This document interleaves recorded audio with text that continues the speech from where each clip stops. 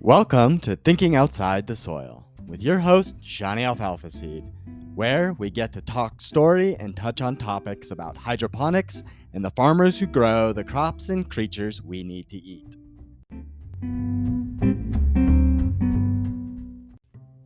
Good morning, and happy Saturday from the farm.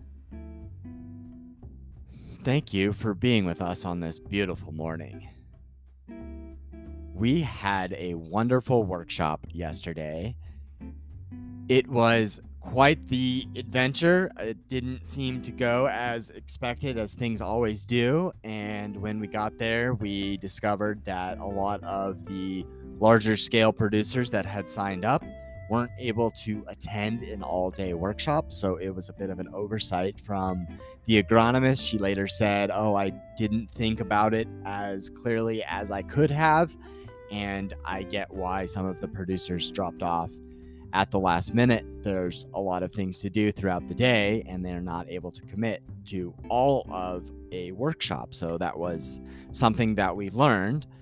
Another thing that was really neat is that we had some individuals come down from Cheyenne, Wyoming. It's about an hour north of Greeley, Colorado, and their Master Gardener program up there with their extension got the memo, if you will, and saw that there was a workshop down here in Greeley, and they were able to attend. We had a little over a dozen attendees. Most of them were backyard flock owners interested in becoming better chicken owners, better chicken keepers. There were a couple individuals that didn't have chickens yet, so it was valuable information for them as well. What I really enjoyed was the boilerplate stuff that the agronomist Kat gave us in the beginning.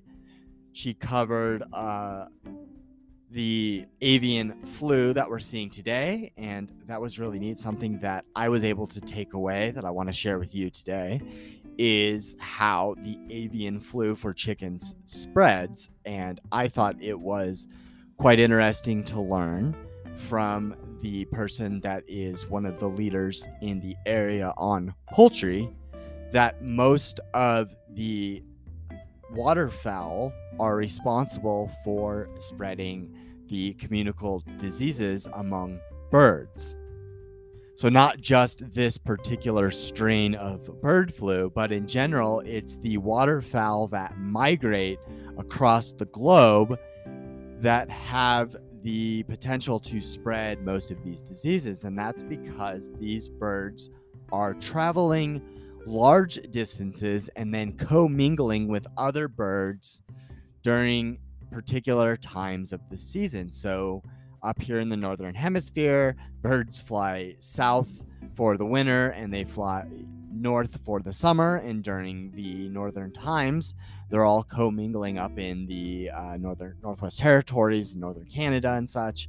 And so all of those birds bring what they do, and then they split up among their groups and come through. Here in North America, there are a few major flyways, so we can think of these as like what airplanes do. It's kind of like the routes that airplanes take. So if you were thinking that you were going to go from New York to Los Angeles, that would be a flyway across the country. So these ones go from like the North Pole towards the Gulf of Mexico. And Colorado happens to be located in what is known as the Central Flyway, and Colorado was the third most affected for the avian flu, and that's because we have a large population of waterfowl and birds that fly through our prairie throughout the year. It's fantastic when you see these large migrations of birds, but it's also something that we wanted to impress upon backyard flock owners, that the avian flu is just as important to you as it is to commercial poultry producers. So today I wanted to impress a bit more about those things I took away from our fodder workshop yesterday, because I have plenty of stuff thus far to talk about hydroponic fodder and less about other things in regards to farming and those aspects. And as we continue to move forward and wrap up this first season of thinking outside the soil, I am going to be bringing in experts like Kat, our local agronomist, going to get the opportunity to talk to some local FFA leaders, some other leaders in aquaponics, and that will allow us to hear some of those other voices so you can get a broader perspective. And then throughout the week, I will still be popping in daily shows and trying to keep them short and sweet, keep it simple for you. Highly pathogenic avian influenza has killed a lot of birds over the last few seasons. And here in Colorado, especially in northern Colorado, we've seen millions and millions of birds have to either be put down because of the disease or because birds in their flocks were exposed. And the most effective way to deal with this type of influenza is a mass culling and composting of the birds. But what is of most importance is that there are a lot of individuals out there that are taking on urban chicken keeping and are quite unaware of the impacts of avian flu.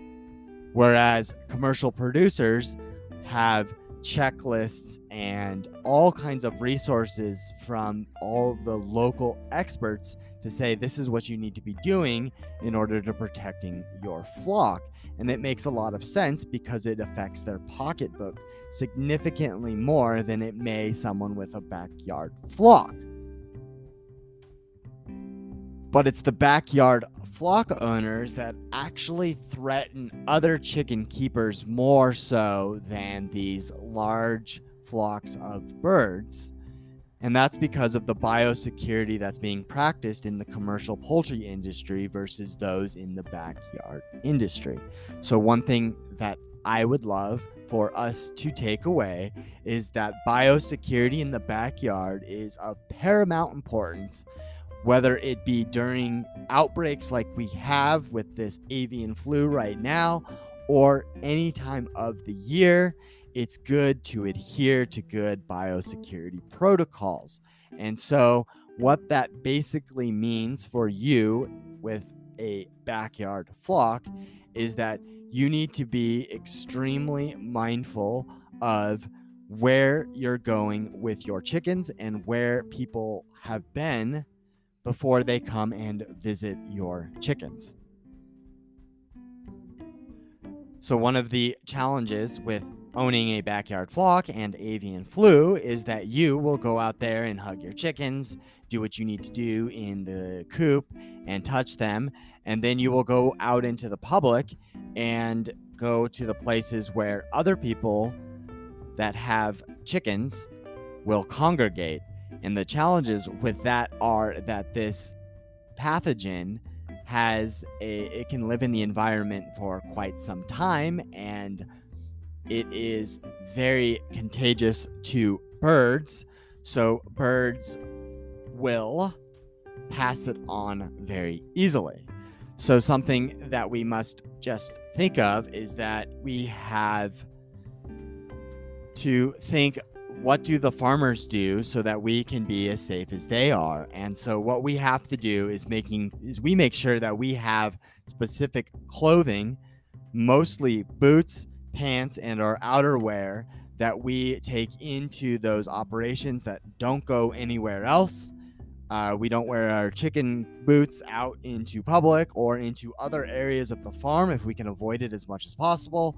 And then we also adhere to cleanliness quite a bit. We wash a lot.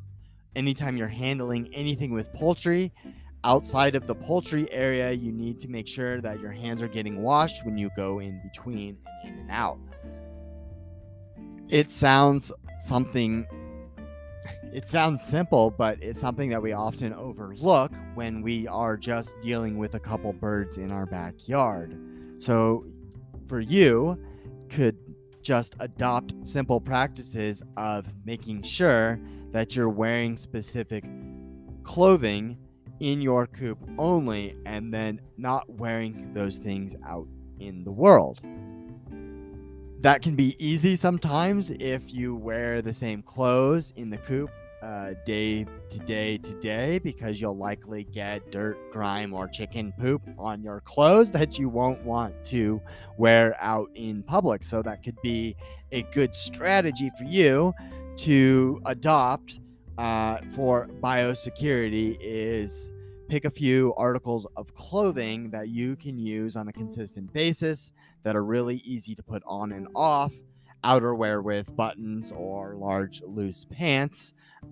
We have specific boots that we make people put on and off. So you could get some booties or some Crocs or some other easy slip-on shoes that you can go on and off between going in and out of the coop.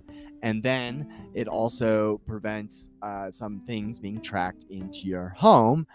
I also know that a lot of people have already figured out those things, but what you're doing is actually something amazing, and you are practicing biosecurity by changing out your shoes instead of going in and out of your house. Though it makes a lot of sense. So I wanted to point out that we're doing a lot of awesome things naturally. So the other thing that is extremely important in a backyard setting are the wild birds that live among us.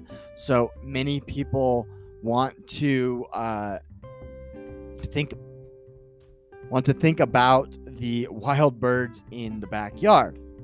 Now, wild birds do have the capacity to transfer avian flu, though they do not have as high of a risk of carrying avian flu because they are not as migratory as waterfowl. So we began the episode by saying waterfowl are the birds that tend to carry the communicable diseases much more so than any birds, and that's because they travel the world.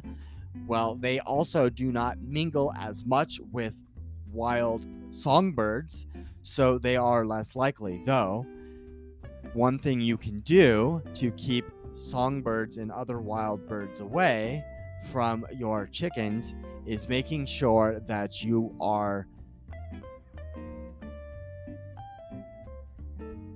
cleaning up any spilt food or spilt kibble when you are taking care of your chickens. A lot of us will free feed. We'll put some like tube feeders or tub feeders or some kind of barrel where it will just free dispense. And so a lot of the ingredients inside of the chicken feed are also attractive to wild birds. And if those birds find out that there's some tasty treats in that feed, they may likely come down and scour and eat that feed when chickens are no longer there. You don't have to worry as much about them coming into your yard. Chickens are going to keep many of those birds away, but during the dawn and the dusk hours when the chickens are away, you want to be mindful that those birds do like some of those things in our feed. And we tend to feed stuff that has grains in it, and that will attract a lot of different birds. We also are inundated by squirrels here. So I'm grateful that I have a few aggressive chickens in the sense that they will keep those squirrels and other songbirds away and keep them at bay. So we'll keep it there today for our Saturday. A couple things for you about the avian flu. As a backyard chicken keeper, we want to be mindful that it does affect us. There are lots of other things. If there is questions, or rather if there are questions that you still have or may have, I would love to hear what those may be and help you understand the avian flu differently and help me understand where you may be on your poultry journey as well. I may not know the answers to all of the avian flu, though I will do my best to reach out to the experts out there. I've got a lot of smarter people than me in those avenues who can give some really solid answers. So I was just excited to share some of those things that I learned from her yesterday that would be pointed for some of my listeners out there. If you're interested in learning more about how hydroponic fodder is helping farmers save water, improve livestock quality, and helping us all become better stewards, head on over to thinkingoutsidethesoil.com and get yourself a copy of my book so you don't miss out on becoming part of this next agricultural revolution. Join us again tomorrow, and thank you for being with us on this beautiful morning. Take care and have a lovely day. Hey, before you go, check out the links below, and if you'd be so kind as to leave a rating and review and follow the show. For those with feathered friends, don't forget to get yourself some of our Blooming Health Farms Chicken Blend Sprouting Mix. This supplemental mix has been shown to give you some of the best eggs with the yummiest yolks. You'll have happy, healthy hens that abandon the feeder and give you eggs with high levels of vitamin A and omega fatty acids. So don't forget to get yourself some Blooming Health Farms Chicken Blend Sprouting Mix.